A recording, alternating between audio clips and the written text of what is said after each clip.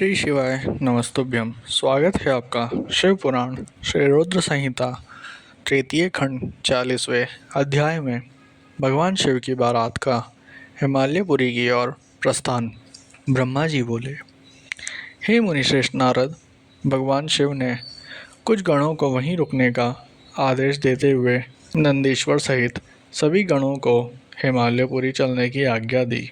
उसी समय गणों के स्वामी शंखकर्ण करोड़ों गण साथ लेकर चल दिए।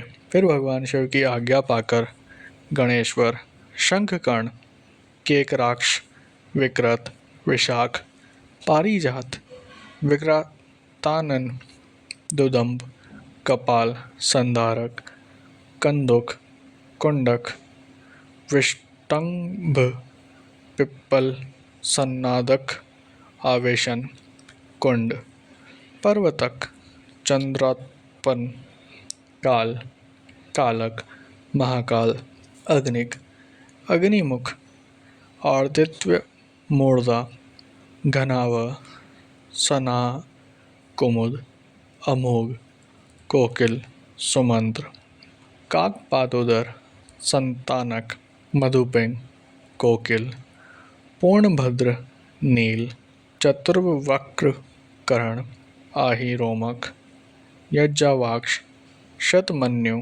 मेघमन्यु, काष्ठागुड़, विरूपाक्ष,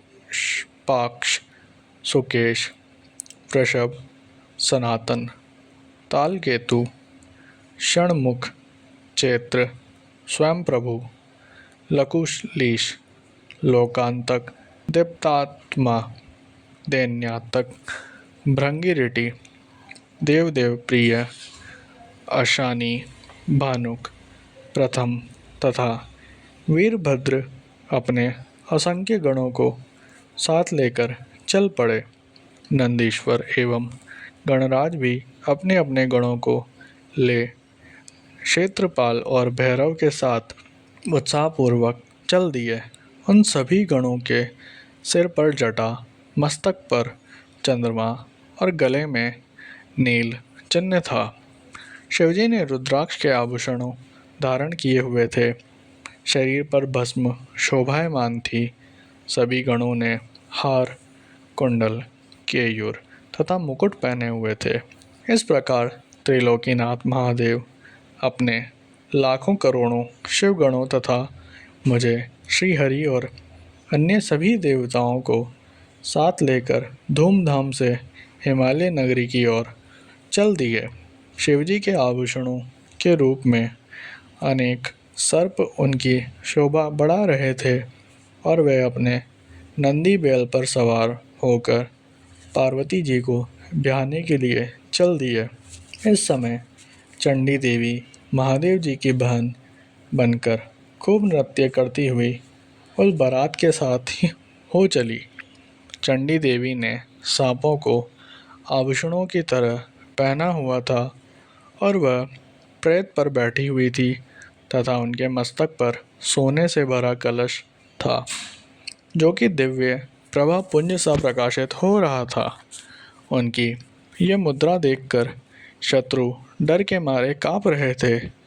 करोड़ों भूत प्रेत उस बारात की शोभा बढ़ा रहे थे। चारों दिशाओं में डमरुओं, भेरियों और शंखों के स्वर गूंज रहे थे। उनकी ध्वनि मंगलकारी थी, जो विघ्नों को दूर करने वाली थी। श्रीहरि, विष्णु सभी देवताओं और शिवगणों के बीच में अपने वाहन गरुड़ पर बैठकर चल रहे थे। उनके सिर के ऊपर सोने के का छत्र था। चमर डुलाए जा रहे थे। मैं भी वेदों, शास्त्रों, पुराणों, आगमों, सनकादि महासिद्धों, प्रजापतियों, पुत्रों तथा अन्य नए परिजनों के साथ शोभायमान होकर चल रहा था। स्वर्ग के राजा इंद्र भी ऐरावत हाथी पर आभूषणों से सज धज कर बारात की शोभा में चार चांद लगा रहे थे। भक्त वत्सल भगवान शिव की बारात में अनेक ऋषि मुनि और साधु संत भी अपने दिव्य तेज से प्रकाशित होकर चल रहे थे। देवादिदेव महादेव जी का शुभ विवाह देखने के लिए शाकिनी, यातुधान, बैताल, ब्रह्म राक्षस, भूत प्रेत, पिशाच, प्रमथ आदि गण, तुम्बुरु, नारद, हाँ और हूँ आदि श्रेष्ठ गंधर्व तथा किन्नर भी प्रसन्न मन से नाचते गाते उनके साथ हो गए। इस विवाह में शामिल होने में स्त्रियां भी पीछे न थी।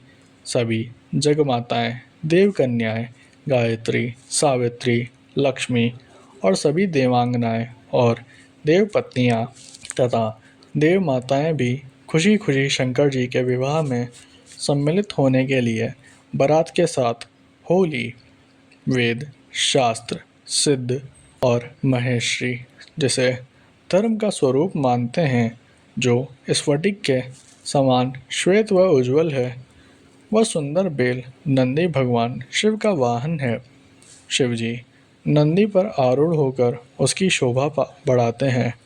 भगवान शिव की यह छवि बड़ी मनोहारी थी कि वे सज धज कर समस्त देवताओं, ऋषि मुनियों, शिवगणों, भूत प्रेतों, माताओं के सानिध्य में अपनी विशाल बारात के साथ अपनी प्राण वल्लभा देवी पार्वती का पाणी ग्रहण करने के लिए सानंद होकर अपने ससुर गिरिराज हिमालय की नगरी की ओर पग बढ़ा रहे थे।